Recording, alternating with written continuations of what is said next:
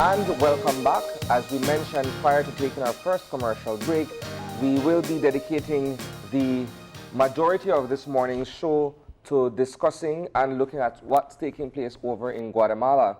We will begin firstly with a clip that we have from Marlene Cuellar in terms of sharing with us the outcome or what's taking place there at present. Good morning, Belize. And thank you very much, of course, for tuning in to Open Your Eyes. I know the guys are holding over in studio. And thank you to those of you who have been tuning in over the weekend to our coverage of the Guatemala Referendum.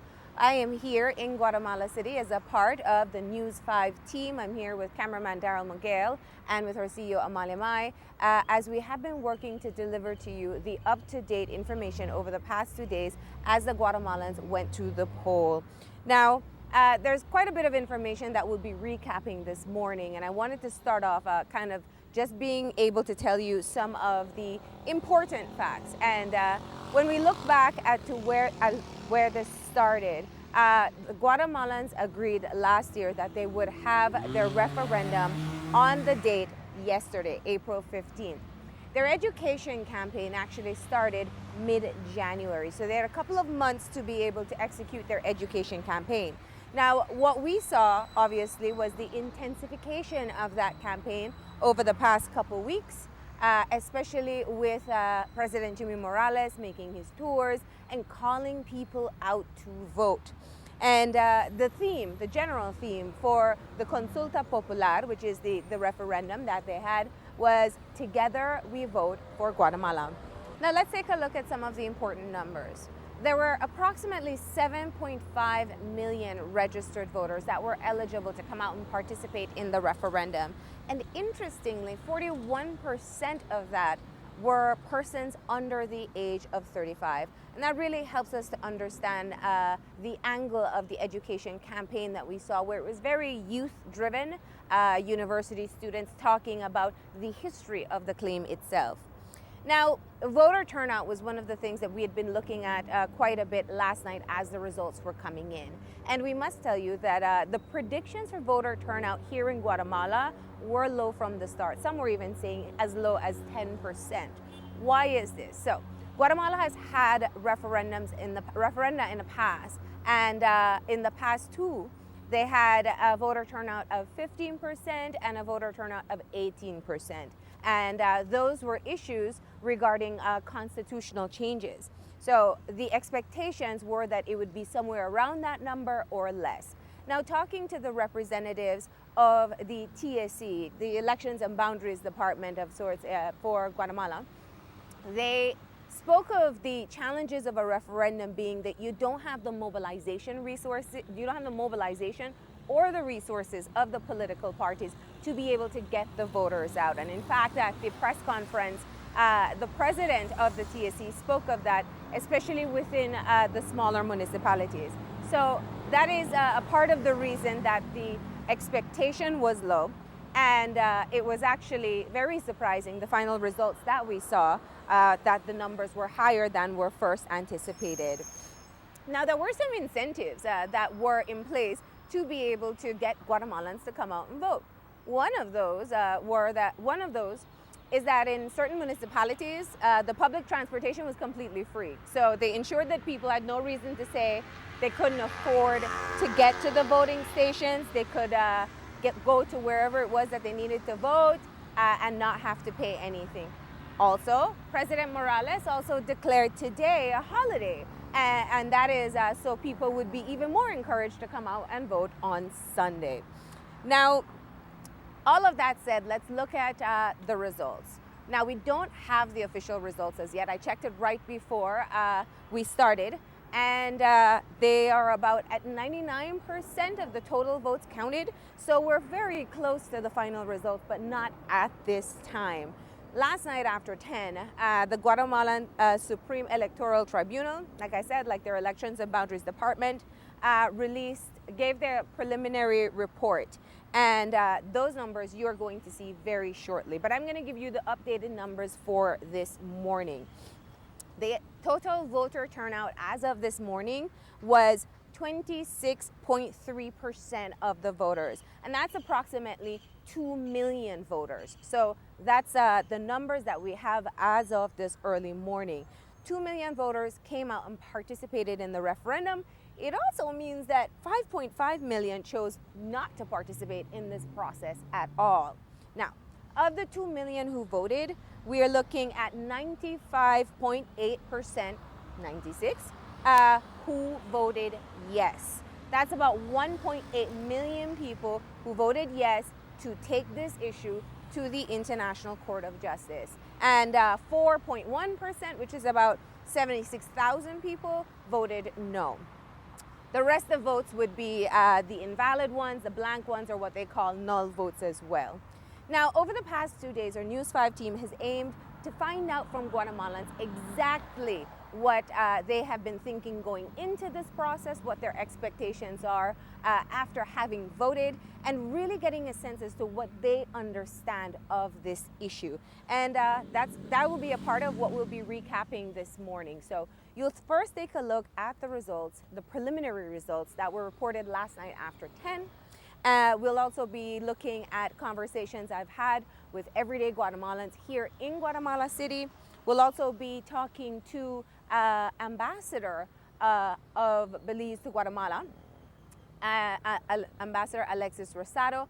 He's going to talk to us about what the results mean. That was a very important conversation we had late last night, because it really now is time for us to take a look at Belize and see where this process will go from here. We also had the opportunity to speak with the ex-minister of Foreign Affairs for Guatemala, Carlos Raul Morales, and he spoke of what the yes vote means for Guatemala as well. And we also ensured that we got the business perspective. Interestingly, they were very much involved in the campaign here in Guatemala, and so we got their perspective as to why it's so important to them to resolve this issue. So that's what you'll be taking a look at today. And we will, of course, be continuing our coverage tonight and tomorrow. So thank you, guys. All right, thank you too, Marlene, in Guatemala City. Now, one of the first things that jumps out to me, Kevin, is the idea of the mobilization of voters. In the context of it being a low voter turnout, the political parties, the organizations, weren't as engaged perhaps in terms of trying to bring out as many people to participate in this exercise. And it has me thinking, what will the situation be here in Belize when it's time for us to come out and vote? Will the ruling party and the opposition try their endeavor best to try to bring out as many people to cast their vote in favor of or against Belize going to the ICJ with this matter?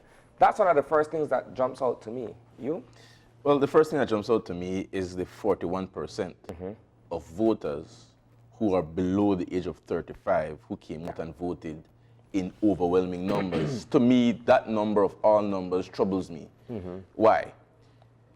Your young people are voting yes to a referendum. Your young people are voting yes to get a piece of Belize. That's the way I interpret it, which is troubling, because I would think that it would have been the older persons who'd be holding on to this sort of misconception or this claim, this unfounded claim over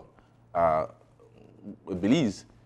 It means also that all our bilateral cultural exchanges are not working, because right now as we speak, I'm sure that the Benke border is filled with children from Guatemala coming over to our schools.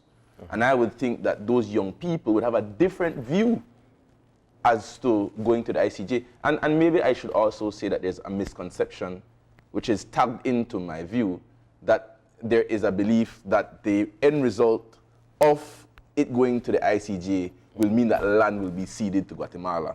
Maybe it is that when they're voting, they're thinking, okay, we'll get this line this way and not the line that way, and get this thing over with so we can continue to have relations. But to me, the young people coming out to vote, 41, that's almost half, coming out to vote yes is troubling. And also, the flip side of your comment is also interesting to me. They're saying that without getting the mobilization and all of the interest from political parties, this referendum still has almost double turnout than what you had in other constitutional consultations. Because Marlene was saying that in the past two, which were in relation to constitutional changes, the percentage was as low as 15. So why is it that, not why, but the fact that there is almost double that turnout when you had less mobilization? Well, here's the thing, right? Public transportation, free of cost, in order for persons to get on the bus or whatever other mode of transportation that the country provides, for people to go to the polls and cast their vote. So there should not be a reason as to why you are unable, aside from the fact that it's also a holiday, why you're unable to go there and cast a vote in favor of or against this matter going before the ICJ. Now, the other thing that strikes me particularly is the fact that you have 7.5 million registered voters across the country.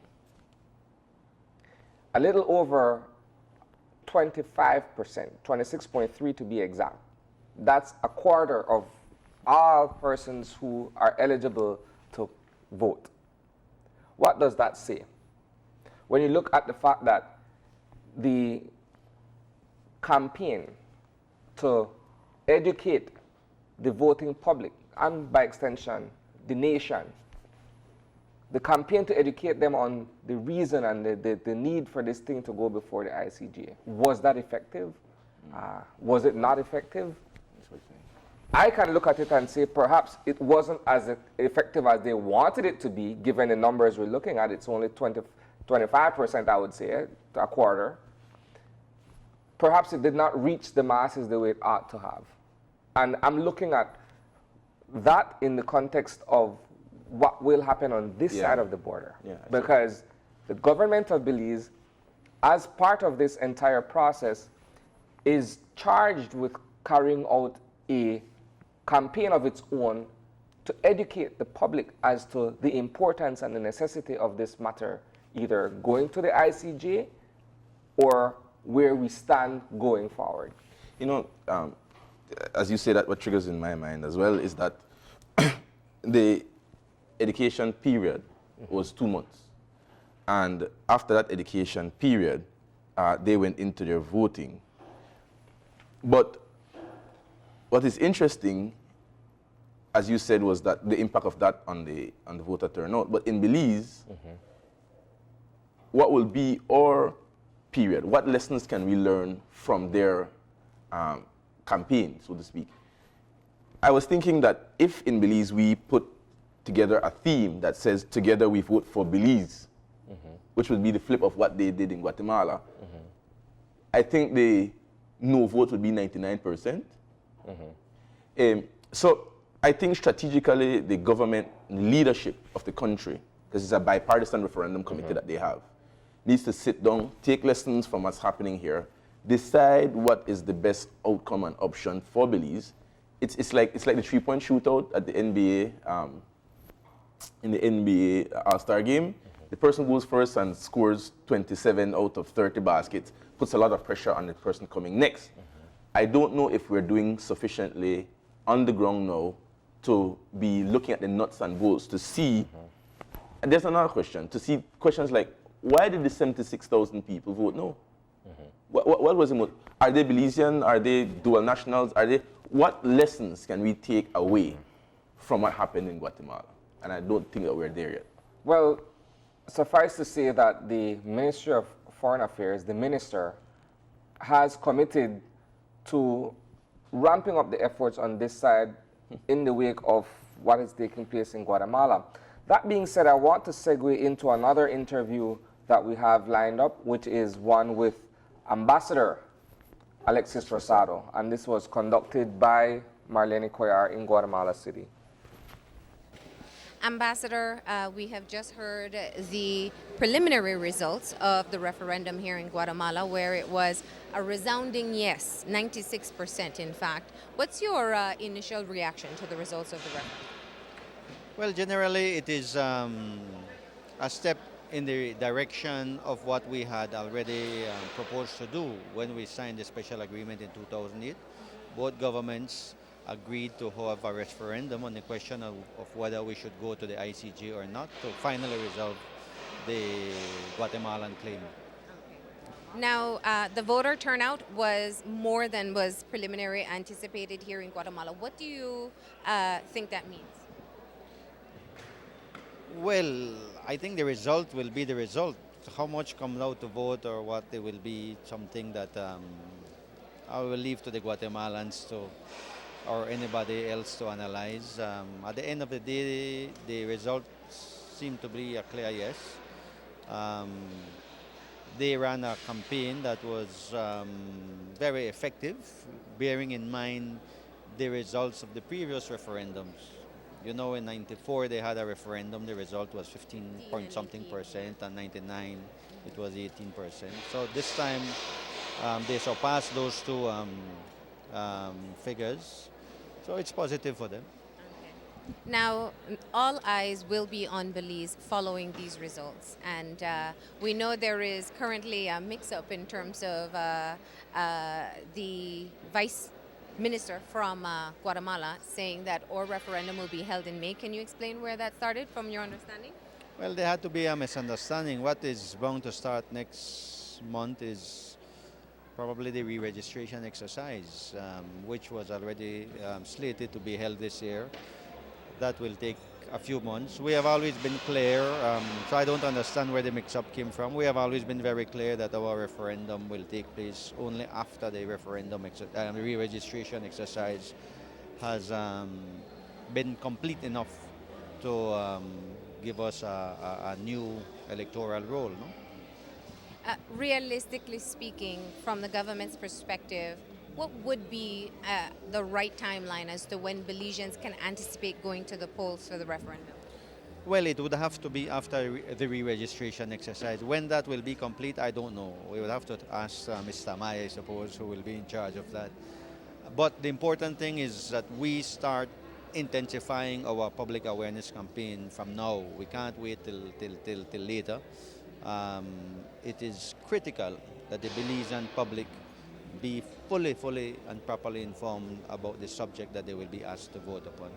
This is a multifaceted issue. Of course, looking at the Belizean perspective is one thing, but Belize also has diplomatic relations with other countries that are funding the adjacency zone and also this process itself. One would assume that there will be increased pressure on Belize to be able to ensure that there is a successful referendum, which means Belizeans vote yes. What would you say to that? I don't know if they will pressure Belizeans to vote in any particular kind of way.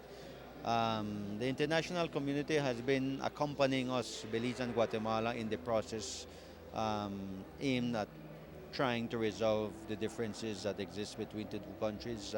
They have been telling us for years now that they can't continue funding the process, that at the end of the day, both of us have to decide.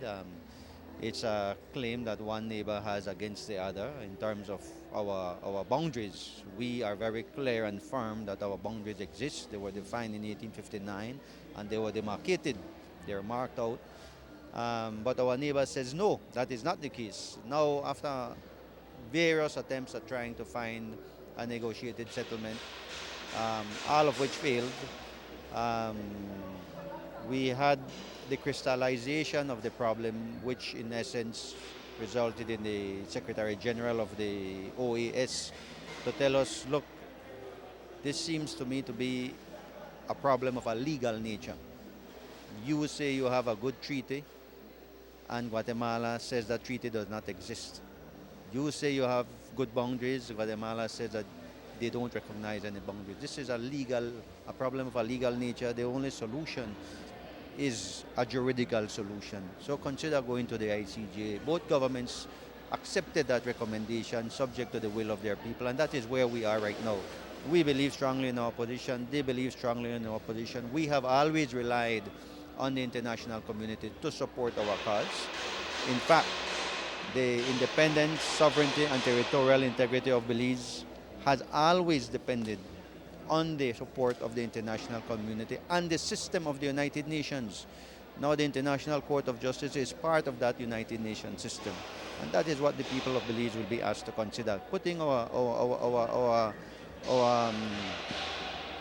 confidence in the same system upon which we have relied upon so successfully over the years.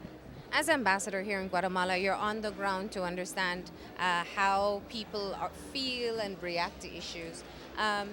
Given the intense campaign that we've seen by Guatemala and the resounding yes that they voted today, are you concerned at all that perhaps we will see Guatemalans perhaps becoming more aggressive in the areas where we're accustomed to seeing them making incursions or having incidents in the Sarsoon, for example? We really hope not. The whole process that we've been following has been a process where we want to promote good neighborliness. Regrettably, we do still have some incidents on the ground in the Sarsoon, along the western border, especially in the Chiquibul area. Those things still happen.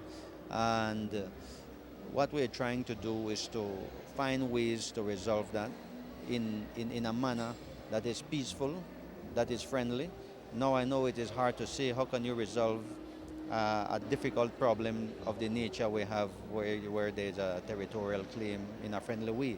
The fact is that the international legal system provides peaceful means of resolving such problems. So we hope to be able to, in the meantime, while we continue our process of preparing for a referendum at home, we hope to still promote cooperation. We have activated the work of the Joint Commission, and we hope to be able to have Belizeans meeting at various levels to promote joint ventures. Final question. What do you say to Belizeans at this point in time? Some are very concerned based on what they've seen today. Guatemalans coming out in numbers. In our interviews, they talk about wanting to reclaim Belize. So there are varying levels of what Guatemalans expect from this process, and it will bring about a lot of concern for Belizeans. What do you say to Belizeans after the results are out to renew their confidence in this process?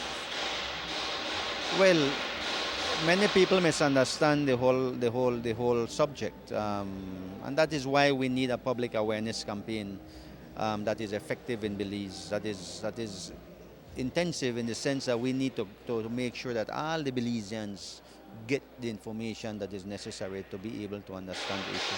No, we won't be responding to the different positions of individuals. We know what the Guatemalan official position is, and that is what we respond to. We in Belize have our clear position as a state, and we will forcefully and vigorously defend and promote that position in any forum or fora that is available to us. We have never stopped, and in fact I think we should be looking forward to be able to present to the international community our legal position, because they have believed in our political position. They have supported us. I have no doubt that when they hear the whole legal arguments, there's no doubt that the international law will stand firmly by the Belizean position. Thank you very much, Ambassador. Thank you. That is, of course, Belize's ambassador to Guatemala, Alexis Rosado, in speaking with Marlene. Several points were raised. I'll give you the floor to begin with some of your observations from what is said. I'll first react to the tone and tenor of his comments. The ambassador is one of Belize's best on this issue. He's been on it for a very long time. What I'm concerned about is I hear him speaking past the Belize referendum. He says that he can't wait for us to be able to present our legal arguments that the international community, he spoke of a bit of pressure, but he seems to, that interview makes it sound as if at least his position is talking past whatever result happens in Belize, as if we are automatically, because Guatemala has now voted yes, that somehow Belize will automatically vote yes. And to me, there's a huge disconnect between that. I think, though, that he's also speaking about a bit of pressure indirectly that Belize has on it, He spoke about the business, the international community. And Marlene spoke earlier on about the business community in Guatemala having a bit of more push actually than the political agents. So I'm a healthy skeptic, particularly when it comes to this issue. And I'm very concerned with everything that's moving beyond the people, because there's no definitive way to say what this vote means. The numbers don't tell us anything. The numbers are too low, in my mind. The message was too scattered until we get a breakdown of the economic breakdown, who voted, the regional breakdown, what areas voted, and we can break it down analytically. Then I'm very concerned about the impact of them being able to deliver through on their half of the promise. Because it appears to me that there's a promise, there's some agreement. And I don't think that's too much to say. That there's an agreement between the Belizean government and the Guatemalan government that they're going to the ICJ. The Guatemalans have delivered, changing the thresholds, whatever it was that they had to do to get it out, national holidays. And I'm not sure that Belize can deliver on the check that is written. Well, I'm optimistic.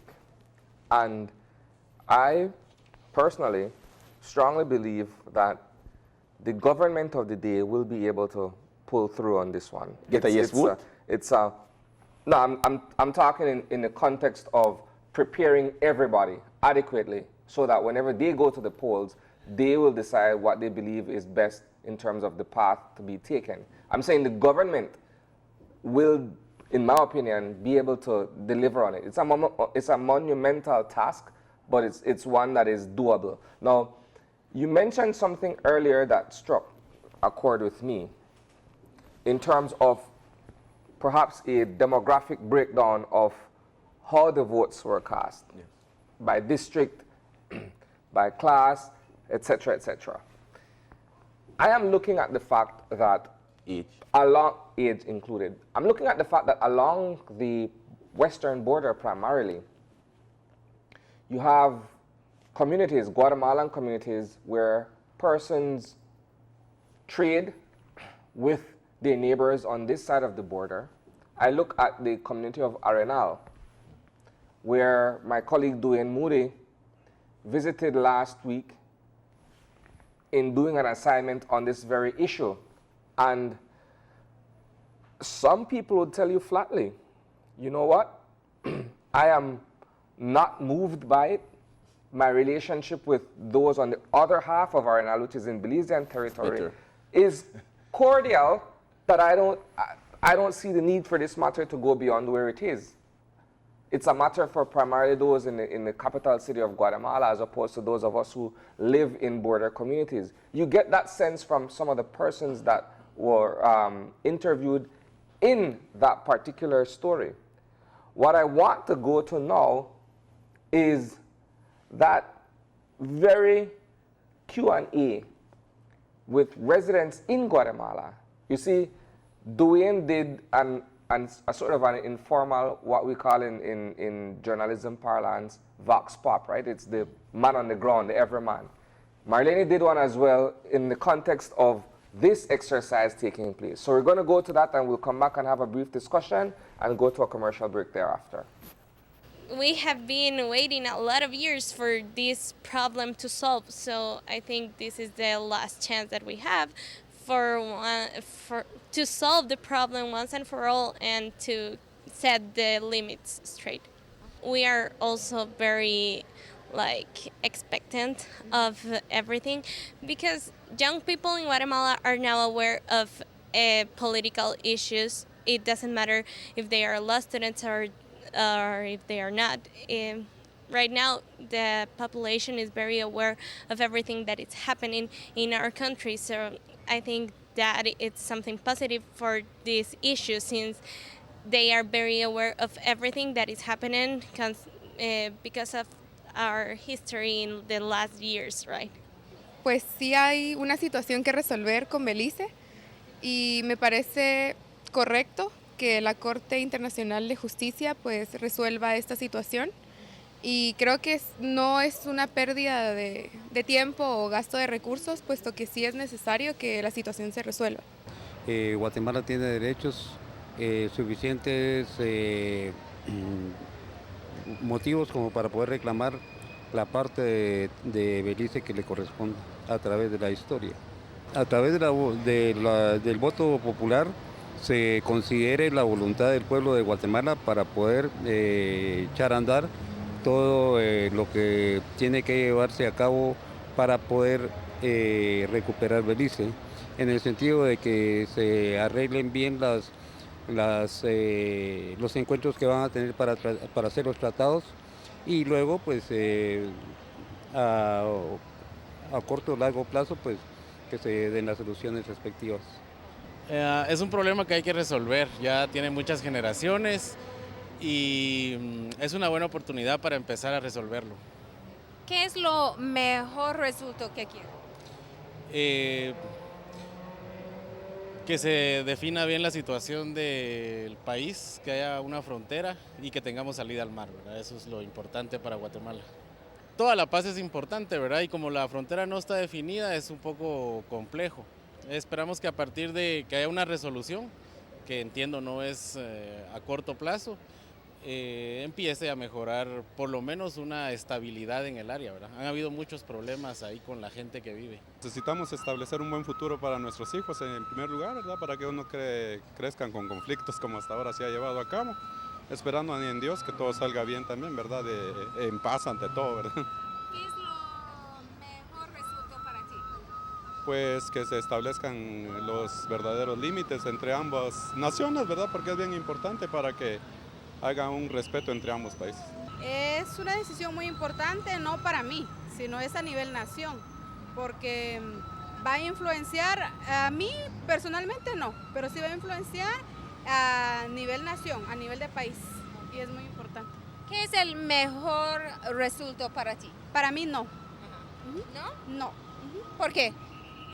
Porque en realidad es la élite guatemalteca la que se va a beneficiar, esas son cosas que no nos dicen a nosotros, pero pues para mí así es. El resultado, que salgamos beneficiados, ¿verdad? Que la mayoría diga sí y que alcancemos lo que queremos. Porque así se terminan tantos problemas que hay con Belice y Guatemala, ¿verdad? Por lo menos tanto muerto que han habido. Yo voy a votar, pero no sé cómo va a ser esto, ¿verdad? Pero espero en Dios que todo sea para bien de Guatemala y de Belice, más que todo para los habitantes. Después de votar, que se resuelva a favor de Guatemala. En las cortes. Ajá, así es, en las cortes internacionales, porque es necesario recuperar algo de lo que ya se perdió, porque eso fue robado por Inglaterra. Pues yo diría para terminar lo del conflicto y no seguir peleando por eso. Es algo muy ridículo que se puede solucionar con palabras. Realmente no sé sobre el tema. Okay. ¿No es importante para ti? Sí es importante, pero no lo sé. Realmente no tengo conocimiento sobre ese tema. Es solamente para cumplir un compromiso cívico. Okay. Ajá. ¿Y qué es el mejor resultado? Para mí sería igual porque eso va a llevar mucho tiempo para que se resuelva. Ajá. ¿Piensa que va a cambiar algo? No creo, todo va a seguir igual. Pues que realmente se defina una situación en la que salgamos beneficiados todos. ¿Por qué razón? Porque nos vamos a evitar de conflictos, de que haya gente lastimada y de otras situaciones que realmente hoy por hoy solo en las noticias aparecen algunas cuestiones y otras que realmente no vemos, ¿verdad? Pero sería bueno que se definieran totalmente. Belice, pues realmente es una historia bastante larga, es una cuestión que no es del hoy por hoy, ¿verdad? Pero que si vemos a Belice, literalmente ya es una nación independiente, es un lugar que realmente ya tiene su propia historia, ya tiene sus propios recursos y toda la cuestión. Realmente Belice es un país muy bonito, o sea, porque se le puede llamar ya un país muy bonito, literal. Es importante para terminar un diferendo territorial que hace muchos años lo hemos tenido y como decía la ministra hace un rato, que es por el futuro de nuestros hijos, para que de una manera ya haya una paz de tanto de un país al otro, y la línea nos serviría para, como decían que el derecho ajeno es la paz, ¿verdad? Entonces por eso vengo a votar. Belice pues es un país muy, muy grande y pues ahí sí que lamentablemente no nos pertenecía, pero hubo un montón de problemas que para y eso ya hace años que fue. Entonces lo que estamos buscando es un final que beneficio para tanto para ellos como para nosotros, ¿verdad? Pues yo creo que nos beneficia a todos porque somos todo un país, ¿verdad? Y beneficiamos también a los que viven por allá, ¿verdad? Sí, el resultado final que algún día que los siga perteneciendo Belice a Guatemala. Because I think it's important to take advantage of the opportunity to manage the situation between Belize and Guatemala using the civilized channels, you know. I want to avoid any other probability to be used in this case. So I think going to the international justice is better for managing the situation. What would be the best result in your eyes for Guatemala? I hope you mean for the process? In the courts. In the courts, first of all, to have a clear limits on the territories and perhaps getting some access to the Caribbean Ocean, some islands, something like that. Para resolver un problema de hace muchos años. ¿Qué es el mejor resultado que quiere? Que todo se resuelva de una manera pacífica, por el bien de ambos lados, ¿no? Tanto de Guatemala como de Belice. Quería expresar mi opinión como guatemalteco sobre el tema del conflicto territorial con Belice. Quería también enseñarle a mi hija la responsabilidad que tenemos de expresar nuestra opinión en las consultas populares y por eso decidí venir y ya lo hicimos, ¿verdad? Yo creo que hay mucha mayor información de lo que había antes. Creo que la gente sí sabe la importancia, pero nosotros como padres también tenemos que enseñarle a nuestros hijos lo que estamos haciendo y por qué venimos a votar en la consulta. Creo que como ciudadanos tenemos la obligación de votar, ¿verdad? Entonces creo que por eso hay que asistir. ¿Y qué es el resultado final que quería de los tribunales? Que sí, yo creo que todos estamos viendo porque queremos el resultado que sí, ¿verdad? Para recuperar lo que nos pertenecía regularmente, que es Belice, ¿verdad? Pues que podemos obtener de algo así, pues algo bonito, ¿verdad? Porque Belice es algo que nos perteneció de por ley y sí es algo que sí podemos obtener. Yo creo que todas estas votaciones es un derecho que como ciudadano hay que venirlas a cumplir. Y trae tus hijos también, ¿no? Venimos en familia, sí. ¿Por qué? Porque creo que ellas aprendan que es un derecho cívico venir a votar y que aprendan que como ciudadanos tenemos la obligación de venir a respetar estos procesos. Porque es un tema que ha sido muy sensible durante muchos años y este es el momento pues, para tomar acción y darle un poquito de fin a ese tema. ¿Cuál es el resultado final que quería de los tribunales?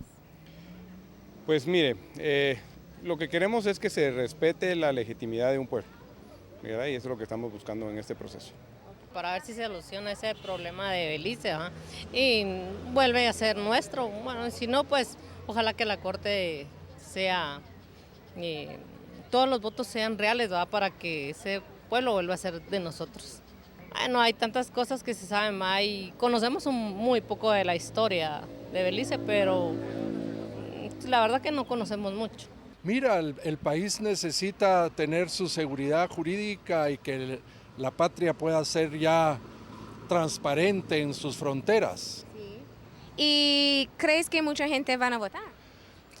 Estoy viendo más gente de la que esperaba. Ojalá que sí, ojalá que sí. ¿Y cuál es el resultado final que quería de los tribunales?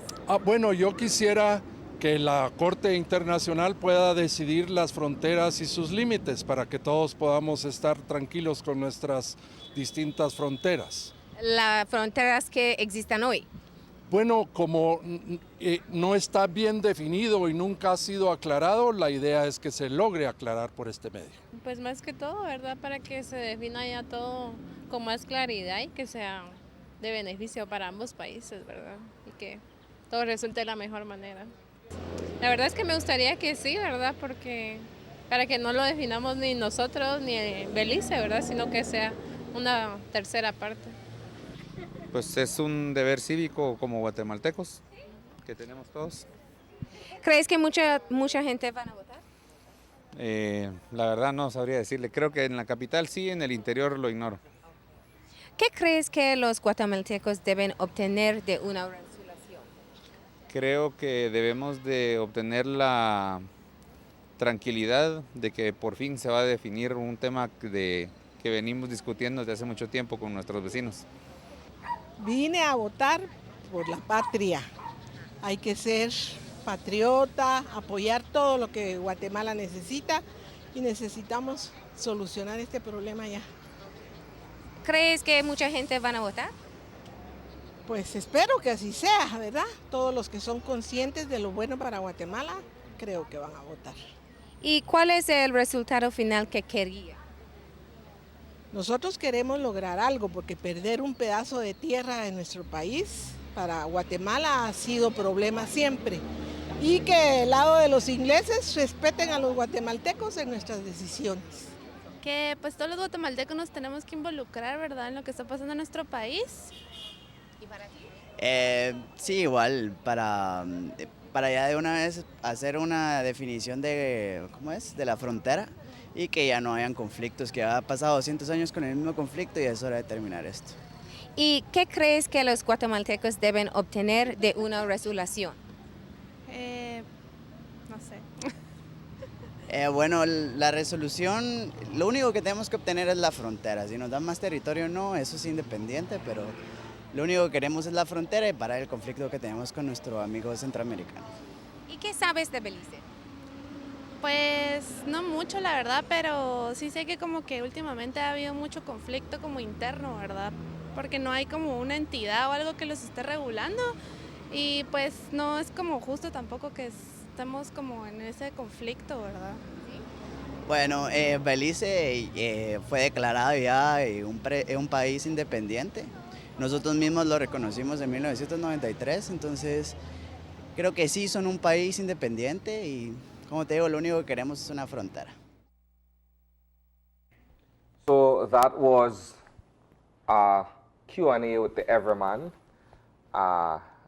conducted in Guatemala City, I believe during the process of the referendum, where Marlene was asking questions to voters who turned out to cast their ballots for or against. What we want to do is take a commercial break at this point.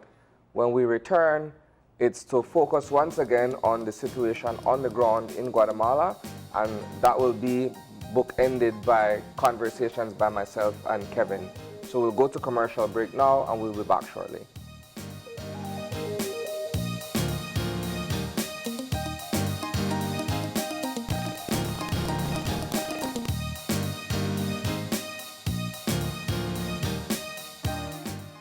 When someone you love becomes a memory, the memory becomes a treasure. Channel 5 introduces the Daily Obituaries. The Daily Obituaries will broadcast all death and funeral announcements and memorials to honor your loved one's life and memories. The Daily Obituaries airs on Channel 5 prior to the evening newscast, with subsequent repeats at 10 p.m. and 12 noon the following day. It will also be placed online on our social media platforms, all for a standard package fee.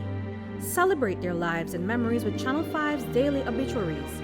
Honor in life and reverence in death.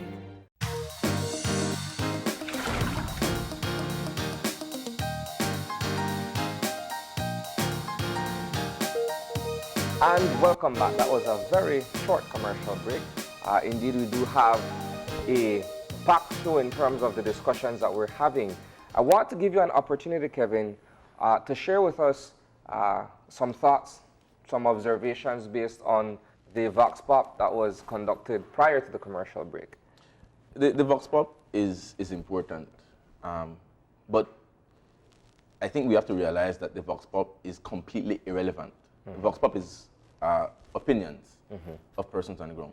When you have a legal issue, the opinion of the public, and we've seen it in Belize in relation to decisions that have come out of the court in Belize, where the public officials have one view of where this case is going, and the courts have a completely different decision.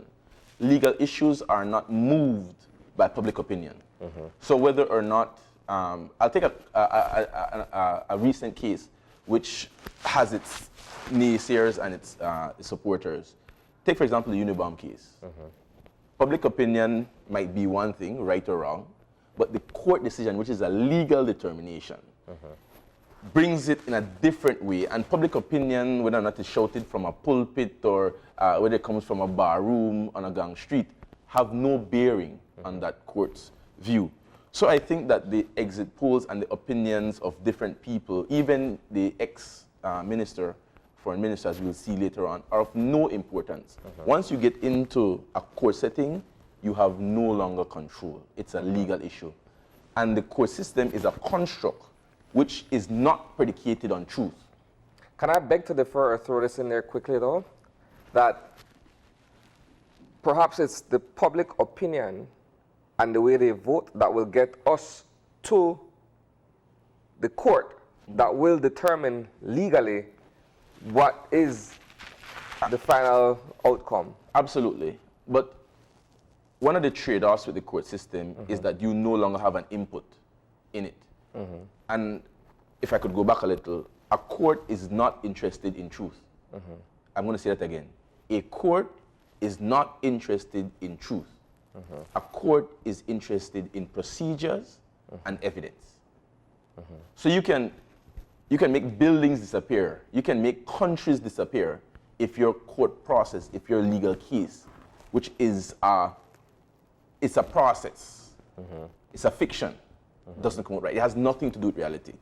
I think where the exit polls are important, where the vox pop are important, is to see when the decision is given, what the reaction of the people will be in Guatemala. And for me, looking at almost prejudging the interviews and discriminating in the interviews, to me, the persons who are dressed nicely with the dogs walking by, with the pink polos and the sweaters, those to me appear to be the more affluent people. Those people seem to be a little bit more measured in wanting to get a result, which goes either way. But when you look at the person who had on the traffic jacket and the other lady who didn't appear to be, at least appearances, as affluent, there was a little bit more, let's get back. Are you stereotyping? I am stereotyping. That's the only thing we have. And we have to find a way to be able to analyze what is happening is not important, Isani. The why is important. And I think we need to dig more. As you know, I was talking to somebody over the weekend and I said, I wonder how much Belize is doing on the ground, how much the government is doing on the ground to bring back persons with foreign affairs expertise from Estonia or from these places that are far away, because this timing is important. How many people are we sending extra to Guatemala to be on the ground, to be able to help us analyze? How many people are we bringing in? Are we going to rely on the same age-old political divides in terms of how do we do ads and education? Because to my mind, Isani, as you were saying before the break, I do not believe that the duty of the Belizean government, of this Dean Barrow administration, it is not to have a referendum, you know. The duty of, based on the way that the language from the officials, the ambassadors is going, is that the Prime Minister will be a failure if he doesn't deliver a yes vote to the international community for sure. Because already half the job has been done. And that pressure creates a whole other level of dynamics to this equation. Finally, in relation to the past boxes, I can't wait to hear the local vox pops. And I want to hear, not necessarily from the people on Albert Street, I don't want to hear the 2-cent scam version of it, because this is, to a large part, above the heads of a lot of people on the streets. And the educational process has not started yet. So to go on the streets, you're going to get an emotional response. I want to get we'll leave that argument for another time. I want to get the responses from the acting Prime Minister, Mr. Hugo Pat. I want to get, because the Prime Minister isn't here, we have to hear the official position. I want to hear the response from the leader of the opposition in relation to what has transpired over there and what it means for us. I want to hear from the business community, the Chamber of Commerce, the business senator. I want to hear from those people as to what effect that will have and what they expect to put us in a mind frame psychologically to move forward. All right. what we're gonna do next, that was somewhat long-winded but interesting. I'll put that there. A mouthful. Yeah. But what we'll do next, we will go to an interview that was conducted with the former Foreign Minister of Guatemala, Carlos Raul Morales, and get a perspective from him. And when we come back, myself and Kevin will have another conversation regarding what is being discussed in that interview. Now, of course, we have been very accustomed to seeing your face as a part of this process. And in fact, you've been involved in the education process even after leaving the post. Why was it still an important commitment to you? Do you know, I worked for the Ministry of Foreign Affairs for 28 years. My entire career, I was involved with the issue of Belize. And I know that most of the problems we have, Belize and Guatemala, is because the people doesn't know the issue. We don't know what exactly is happening. I know there is a feeling in Belize against Guatemala, and it's normal, it's very normal, because Belizean people were educated and Belizean people learned that the Guatemalan people want the Belizean territory. And in Guatemala, we educate in another way.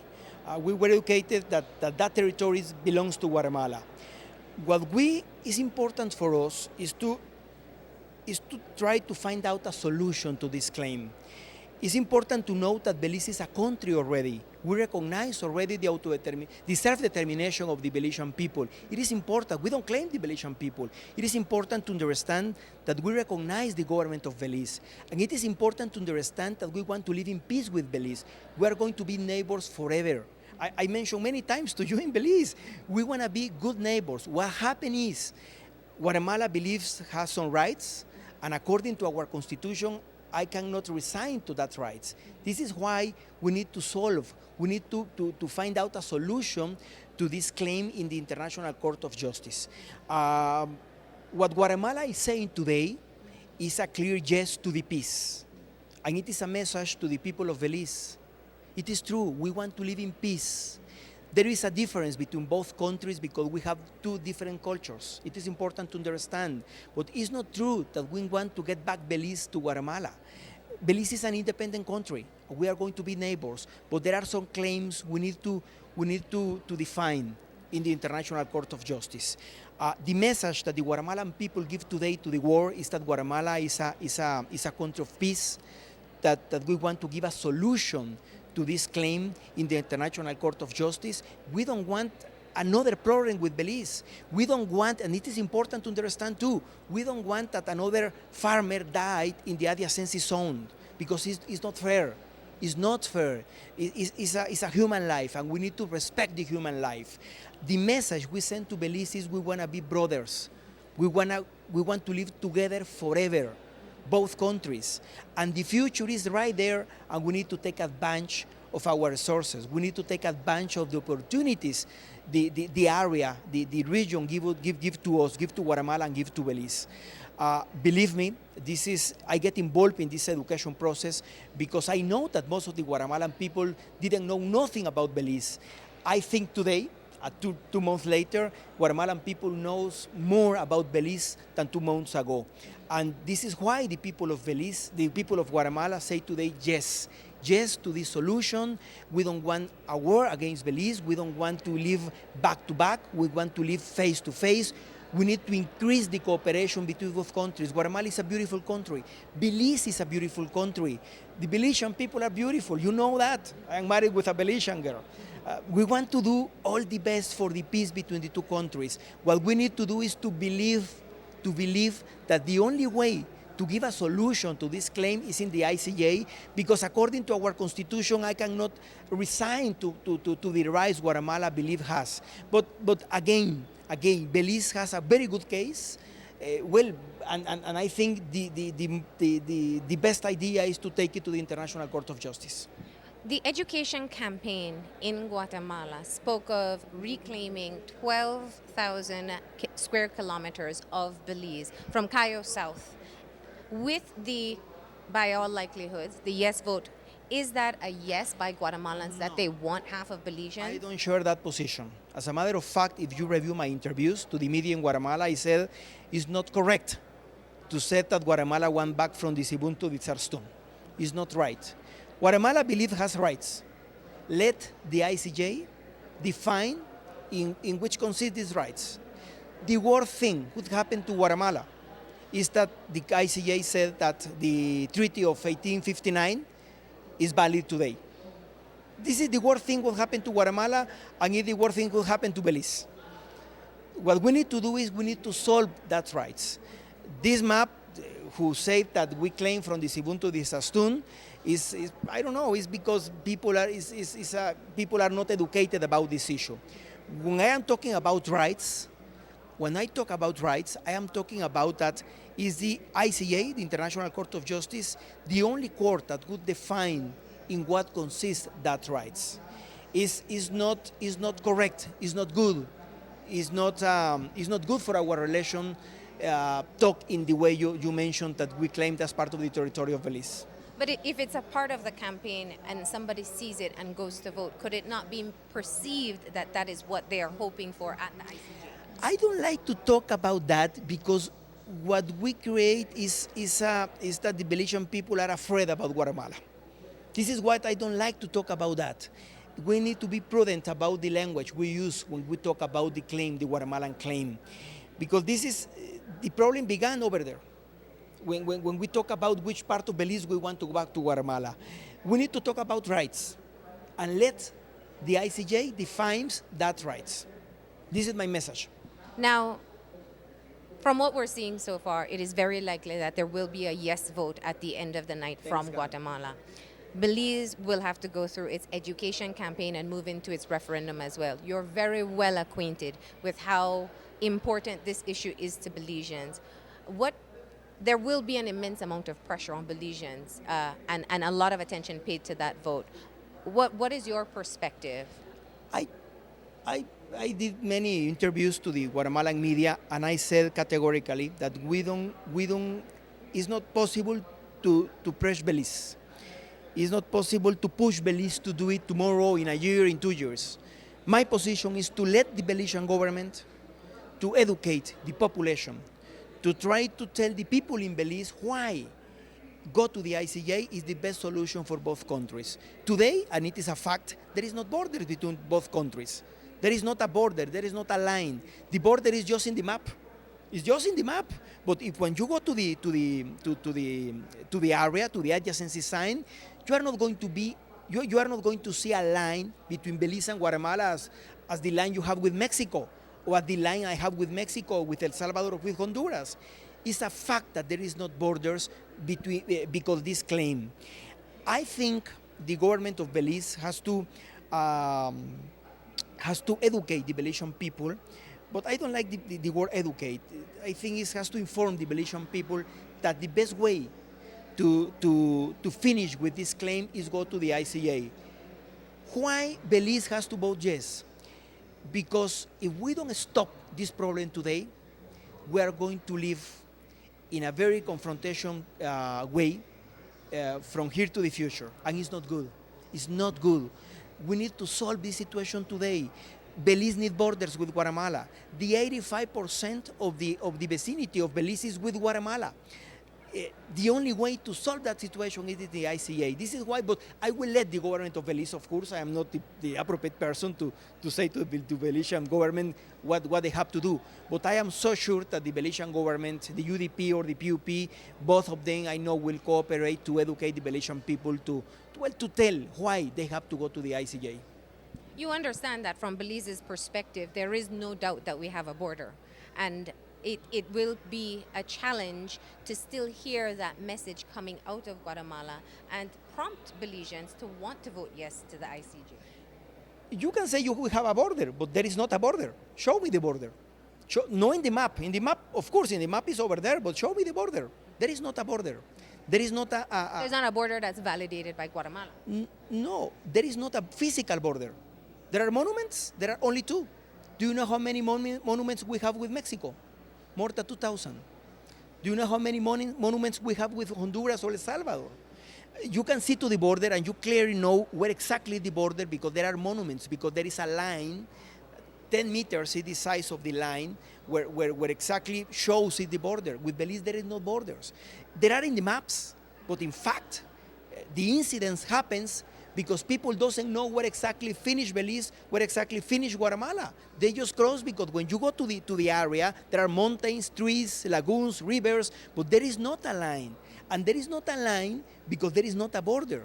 What we have today in the maps is a line, but that map is not reflected in the field, in the area, in the terrain. And we need to have that line defined in the terrain. You can feel comfortable because definitely Guatemala is not an aggressive country. And tell me how many Belizean people die because Guatemalan people kill the Belizean people. Probably because the crimes in Guatemala, but there is not an aggressive action of Guatemala against Belize. We are not going to do, we are never going to do this kind of actions. What I want to translate to you is, and is in fact the truth. There is not a border between both countries. It is a fact, and we need to give a solution to this situation. And do you know something? There is another thing. We need to develop both countries. It is a fact. It's important for both countries. And nobody will invest a big investments in a country that doesn't have borders. This is why, and it affects Guatemala too, because the area is there, but the situation is very complicated. This is why the Belizean people has to understand that we need to define the borders to live in peace forever. We have a good relation with Mexico, we have a good relation with El Salvador, with Honduras, because in the last century, we defined a border with that countries, and it's exactly what we want to do with Belize. You spoke of the worst case scenario for Guatemala in the International Court of Justice being validating the 1859 treaty. What is the best case scenario then for Guatemala? For Belize. You said the worst case scenario for Belize is validating. For Guatemala. This is the worst scenario. And the best case? I don't see. It's the same. It's the same. To be honest, I think for Belize and for Guatemala, the best scenario, the worst scenario is that they validate that treaty that we have from 1859. Validating the current borders that exist. There is no borders today. Validating the borders that we believe. That the treaty said. Yeah. For me, this could be the worst scenario for both countries. Let's move on. One of the issues that you had to deal with when you were the foreign minister was looking at the incursions that took place in the Sarstoon, and we still face that issue today. There was the pending Sarstoon protocol. It never developed. From your perspective, how important is this issue for Guatemala, and will it ever be resolved? We don't need protocols. What we need is a... You were working on protocols. Well, but do you know something? We need to have a border. This is what we need. But fair, if we go to the ICJ, we're looking at 5 to 7 years minimum after Belize has a referendum if people vote yes. So during that time, Belizeans want to be able to traverse into the Sarstoon, visit the Sarstoon Island unimpeded by the Guatemalan armed forces. As I understand, the Sarstoon River, Belizean people can get inside the Sarstoon River, as I understand. There is not the Guatemalan army doesn't allow, Belizean people can go inside the Sarstoon River, as I know. The issue, do you know something? And it is important to understand too. There is not a problem between Guatemala and Belize. There is not a problem because some people want to create problems, which is different. And for me, it's a big mistake. It's a big mistake create problems between both countries. We have a good relation. When I was foreign minister, I have a very good relation with Minister Erlington. Excellent relation. Definitely, when the BDF kill a guy, a kid, of course, we get up. It wasn't the BDF. According to the OAS report, it was another person that was not a part of the military. The information we have is different, but we are not going to discuss this issue right now, right here. But the issue is, we need to. Is it important to have a very good relation between both countries? Because if we create more problems, we are going to be in problems forever. And just let me tell you something. The only way we can live is in peace, but we need to build that peace, okay? If we are trying to create problems between both countries, we can find out that problems, but this is not the solution for our case. Guatemala will be the neighbor of Belize forever. You cannot move to another part of the world. We are going to be there. The best things Belize can do is try to have the best relation with Guatemala. Guatemala is not an aggressive country. Guatemalan people are not aggressive. Most of the 96% of the people of Guatemala say today, we want the peace with Belize. It sent a clear message to Belize. We need to define borders because we don't have borders. If you have borders, we are not here today. An example that we don't have borders is because we are here today talking about that. We need to define the borders, but we need to define the borders in peace. We need to go to the ICJ. We need to go in peace, both countries, to try to establish a solution to this issue. With El Salvador, 150 years ago, we have exactly the same problem. Today, we have the best relation with El Salvador. The same thing happened with Honduras 100 years ago. The same happened with Mexico. It is important to understand that to develop a good relation, it is important to know where exactly finish one country or where exactly finish the other country. This is important to know, because if we don't know exactly where finish one country and where began the other country, there is going to be problems forever. This is what my message, this is what I'm trying to translate to you. One final question. You were a part of the process when the amendment was made to separate the referendums and move the date. Do you still feel that was the best decision to guarantee a yes vote from both countries? Definitely yes. If you ask a Guatemalan person the first 20 problems, they will talk about your education, health, salary, whatever. If you ask to a Belizean people, which is your main problem, I can assure you that Guatemala will be there. Yeah. Yes. Okay? Try to do the referendum the same day, it was a mistake. Because the idea is not to do the referendum, the idea is to win the referendum. The idea is to let Belize take your time, try to, that your authorities try to tell the people why it is important to finish the claim with Guatemala. We cannot live with this claim forever. It is important. We need to finish with the claim. And now Guatemala says yes, because in Guatemala, well, we have many problems. Belize is not a problem. And this is the message. The top 20 in both countries hasn't changed. What it is important to understand is that Belize need to know why it is important to solve this situation. Because, again, you can assure that you have borders, but there is not borders. It is a fact. It's there. Then the message is, we want to live in peace with Belize. We want to live in peace with Belize, but we need to give a solution to our claim. After we finish with that issue, I can assure you the relation between both countries will change. Your private sector will take advantage of my private sector. And in both areas, there are many people from Belize that love Guatemala, but they are afraid to come here. And Guatemala is not a bad country, it's a beautiful country. You can feel the situation here. People are not thinking about Belize. It is true. Normal people, they have many problems. They don't know about Belize. But we need to finish with that claim. Thank you very much. Yo me hubiera querido expresar. So that was the former Foreign Minister of Guatemala, Carlos Raul Morales, a very passionate and spirited position he has taken in terms of expressing himself about the territorial claim. Kevin, I used the expression earlier of this being proverbially the sword of Damocles hanging above Belize. There's a claim, an age-old claim. Perhaps from one point of view, Guatemala has nothing to lose, but on the other hand, perhaps Belize does. So the proverbial sword dangles above. How do we resolve? How do we look at this as the finality that we're seeking. I'll leave that there. It's a question for our viewers to think about. I know there's a political angle to it. There is the perspective of the everyman as well. But like I said, I'll leave that out there.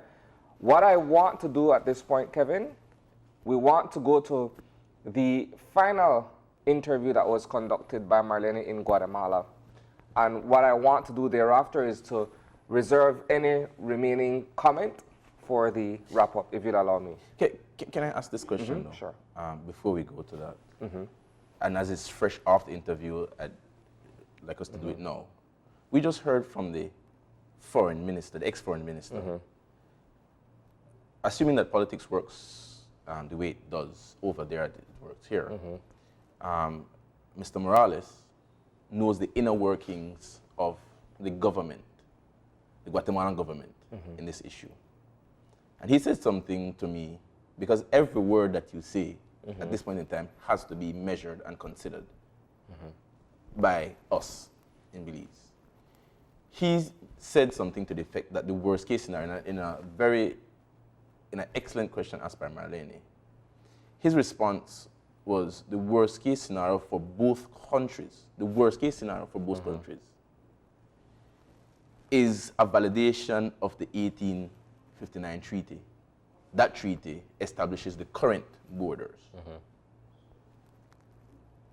That worries me.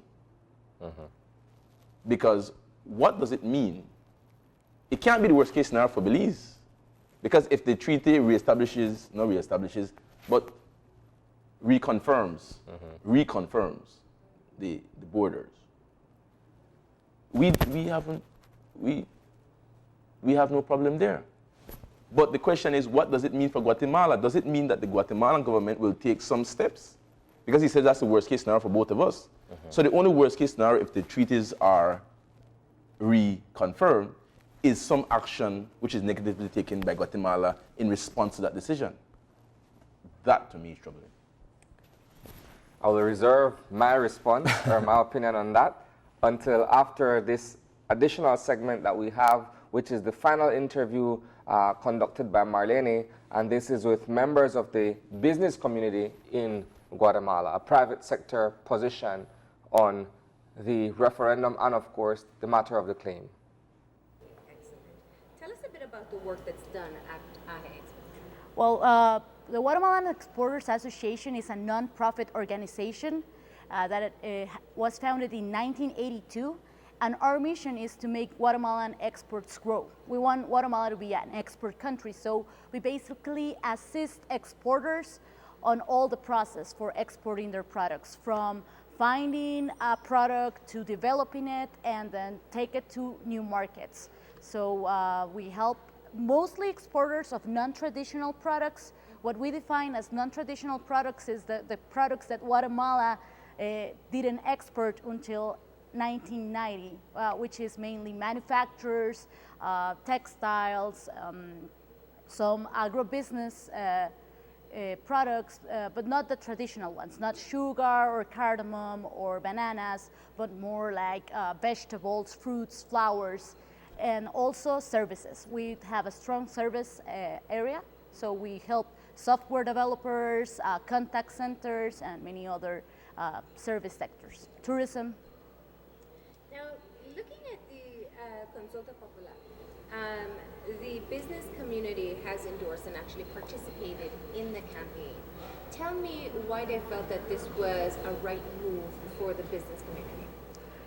As a business community, we believe that strengthening the relationships with any of our commercial partners is good. And though we do have good relationships with Belize, some of the interests that we both have in making our exports grow have been refrained because of other matters that we haven't resolved. So basically, the legal certainty that we think the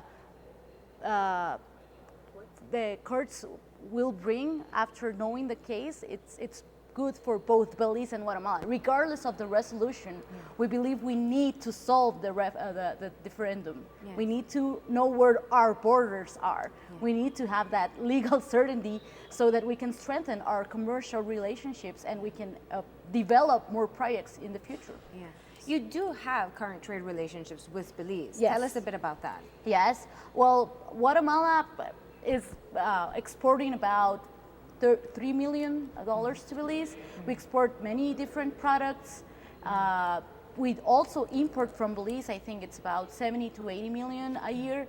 And some of these products are actually because of the partial scope trade agreement that we have. For example, what Belize brings to Guatemala, it's maize and beans, which do have a preferential tariff under the partial scope agreement. What we send to Belize, it's other products, but still are products that are interested in growing their relationships with Belize. We think we have very good products that they will be interested on. And it's foodstuff, there's some cement, there's very many products, plastics, wood, fabrics. Can you explain just a bit more how there's one? Explain a bit more how having a definitive resolution to the Belize-Guatemala issue will encourage more trade between both countries. How will it change the relationship? For starters, we think we can retake the conversations that Belize and Guatemala had about having more benefits under the partial scope agreement. We signed that agreement on 2010, and one of the terms of the agreement was that 5 years later we can amplify the commercial, like the benefits that the agreement had. But on 2015, both Guatemala and Belize, our trade ministries got together and exchanged interested list and make the consultation process with their private sectors in order to determine what were the interests of each country. However, the process didn't continue, and one of the main reasons we believe was that we had a pending referendum on the territory referendum, on the territory matter. So we think that if we have a definite resolution, or at least we start getting towards having a definite resolution, we will have more legal certainty. We will have a framework that we can work under. And maybe we can also start looking at where our opportunities are. We have a lot of commerce and strong trade relationships with El Salvador and Honduras. We're discussing a market union. We're gonna grow our exports to these, to our next door neighbors. And we think Belize can be part of that as well. Okay. And looking at the possibilities or the opportunities that may be missed at this time, because you're not able to fully flesh out a partial scope agreement, what are some of the opportunities that you would say are being missed right now because of this challenge? Well, there are matters that we haven't gotten into. For example, when trading with Belize, we have the matter of transfer of payments, for example, and we haven't solved that because we're solving so many other things. We're focused on the territory matter, but we are not focusing on the other things. We have to find a way of making our land transportation being easier, and we're not focusing. It's like our governments are so focused on solving the matter of the territory that we're not focusing on how we need to solve some little things that can help our little enterprises grow their businesses in each other countries. I'm sure that you've been to Petén and you've seen many of your products there, but they don't come all the way to the city. We don't have that many products from Belize here, and maybe there could be more, but we're so focused on the territory matter that we don't see how we can take advantage of other commercial opportunities, how we can make more trade campaigns or probably have more trade missions to each other's country. We need to build trust in our people as well. People need to trust each other. Like Belize people need to trust businesses with Guatemala, and also Guatemala need to trust businesses with Belize, but we are so focused on the thing of the matter of the territory that we don't see the opportunities that we can have in tourism, in services, in trade, in so many other matters, in ports, because Belize uses Guatemala's ports sometimes, and we can be using our airports as well. We can be finding ways for Belize businessmen to make more business, not only with Guatemala, but with Central America, with all the world, by using our infrastructure as well. Okay.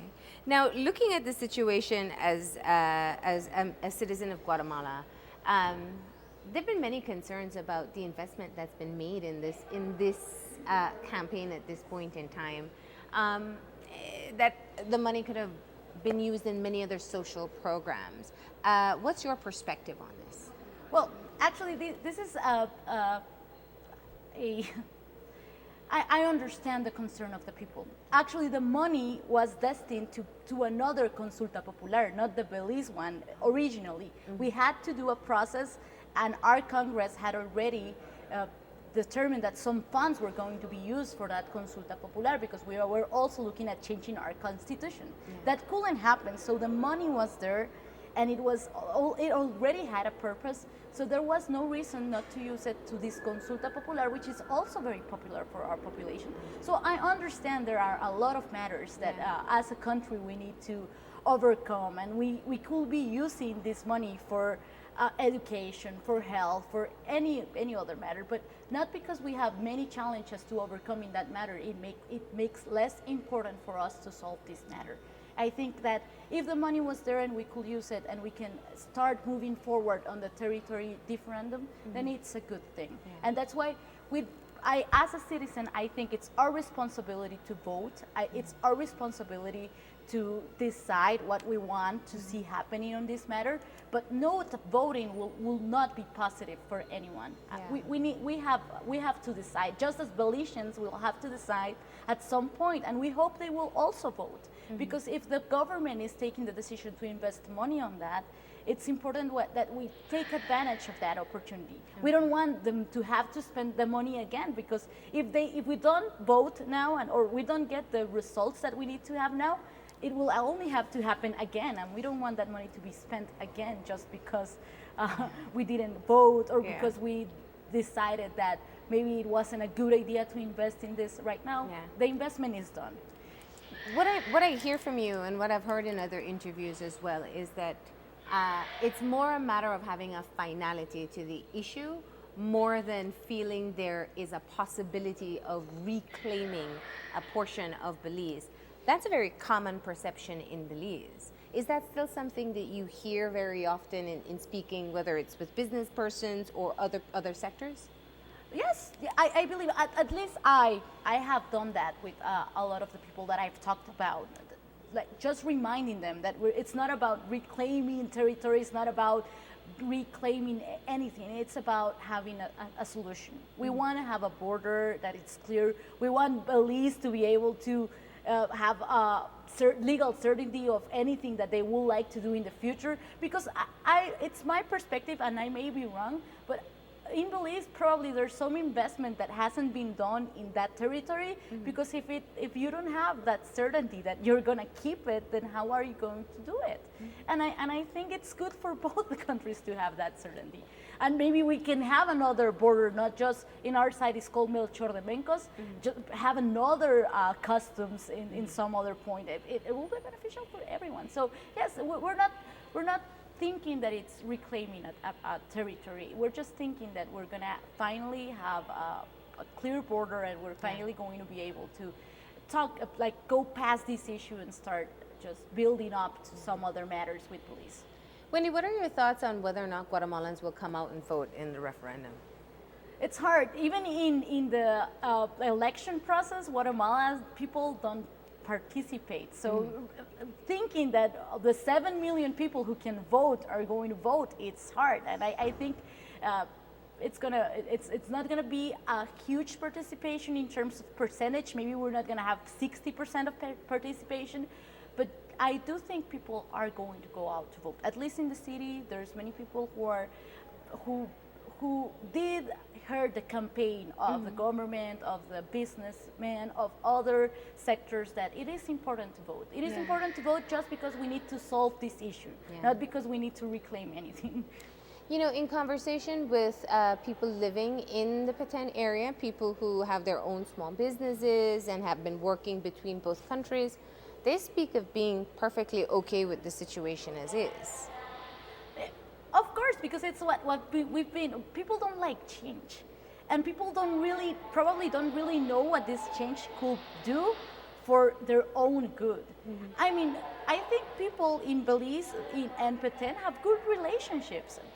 Anytime I go to Petén or anytime I go to Belize, I can see that there's there's no confrontation. This is not a dispute per se. I mean, we're not fighting against each other. So it's the perspective is gonna be like, why do we need to fix this if we already have good relationships? But it's not a matter of that. It's a matter of the fact that we need to have clear borders. So it's probably not going to change much in the social relationships between our countries, but it's going to change things in the government level and international level, and that's good. That's positive.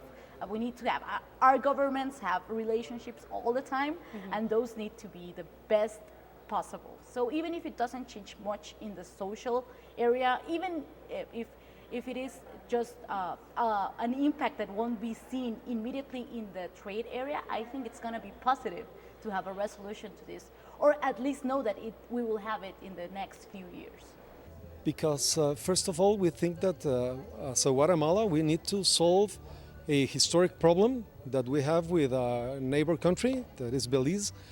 So for us, in terms of certainty, in terms of clarity, we think that this consulta popular allows us to take a very, very important step in order to solve this difference. That's the reason why the private sector was absolutely committed in order to make an appeal to the citizenship for a vote this morning. What are the economic gains for Guatemala with this issue when this issue is resolved? I think the economic gains are for both countries, Belize and Guatemala, because we are countries. First of all, we are friends as countries.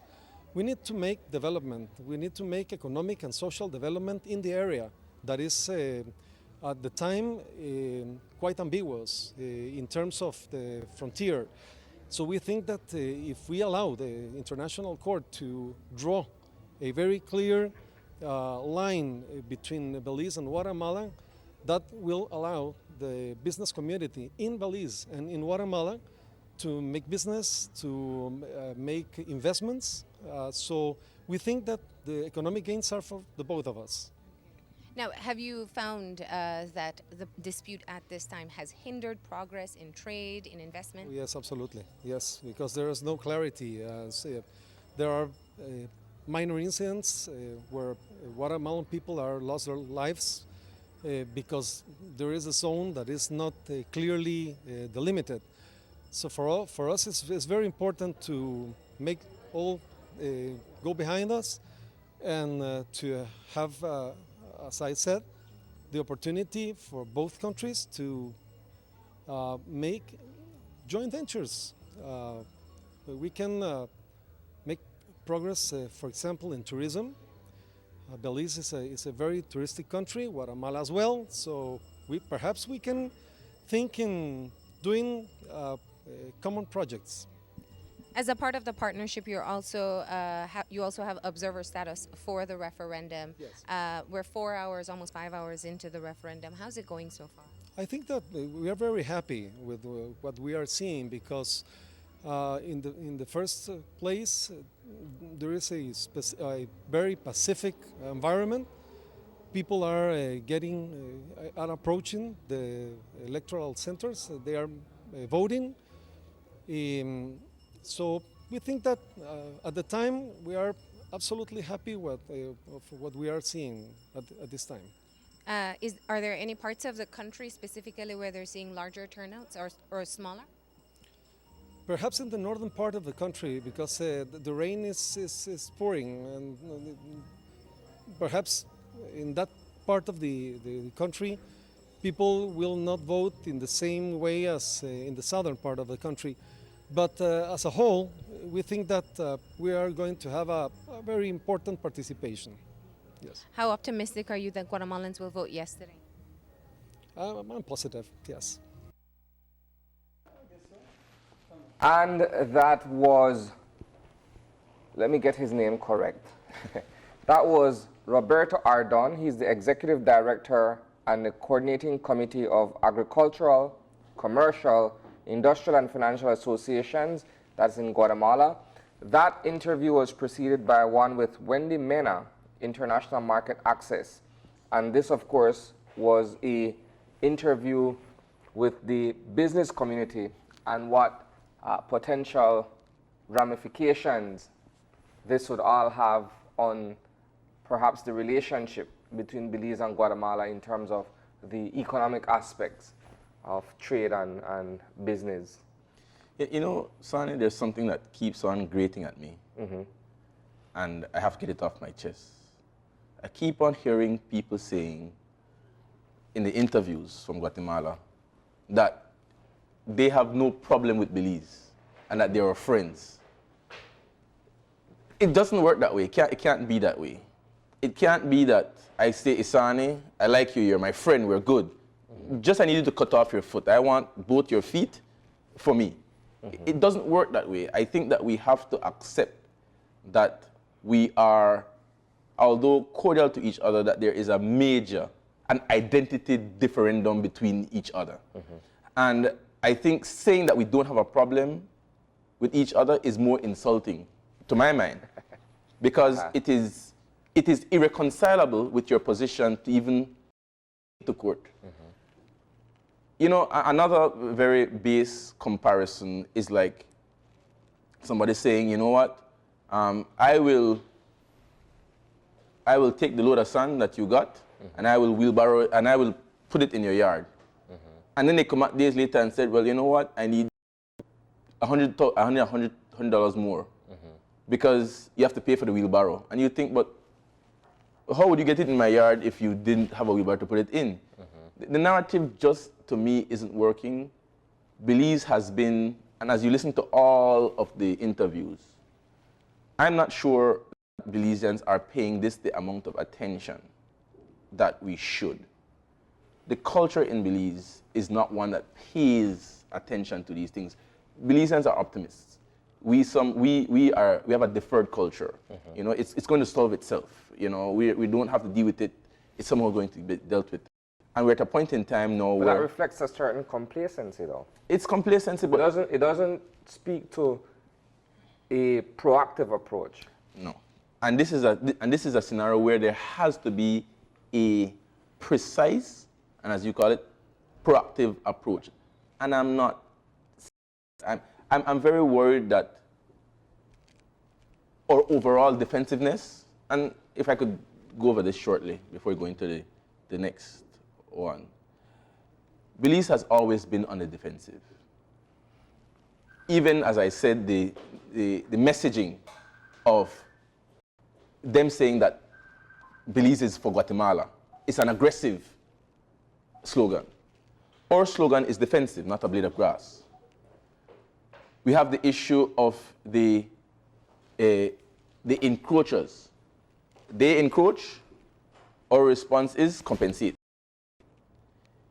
They go first, they say yes, we're on the defensive now to speak to the international community and tell them why we haven't made the rational approach.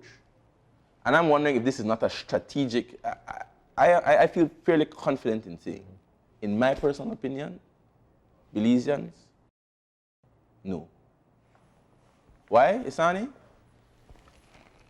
The result of this is naturally you oppose somebody who you're not on the same side with. Even if you don't, rationally you should agree with them. If you're not in the same position, you will be cynical as to why strategically they took a position and you will take automatically the other one. The second thing is that this is an emotional issue. And rationality doesn't play in when you have such a sustained, culturally entrenched emotional view on this thing. The third thing is that shouldn't one be educated on so as to avoid having to make an emotional decision as opposed to a logical and a rationally persuasive position? BQ Pitts, Bernard Quinton of Custos Pitts, now deceased, took me on his wing when I first came back from law school and needed to be introduced to the legal fraternity, and he taught me a lot. And one of the things that will linger on with me is that he said that the oughtness of things is not the reality of things. What things should be is not what they are. And there's no way that Belize ought to be educated to make a rational decision, but the reality of our voting culture is that we vote on emotion. In Belize, that's a simple example. We don't vote for somebody for who they are. We vote for somebody for something based on what somebody else has done or not done. We vote people out. So in that vein then, the entire exercise of public awareness would, if we're saying, look, I will vote on how I feel, not necessarily on what the points are that have been laid out before me that would support a claim in court or what have you. Rationality is difficult to overcome emotionalism because people always fall back on what they know. And you have to learn all these things. You have to learn about the treaty. Listen, for you to learn the legal ramification and intricacies of this thing within 2 months, it's impossible. So ultimately, you will forget the treaty of 18 whatever and the whatever of 1926 or 70 Should it be whatever. incumbent upon all of us as Belizeans the oughtness to have learned enough, perhaps not necessarily in an academic situation, but to have learned enough about the history of this claim? I'll ask that and leave it there. We need to take a commercial break. Good one. Wrap up shortly. We'll take a commercial break.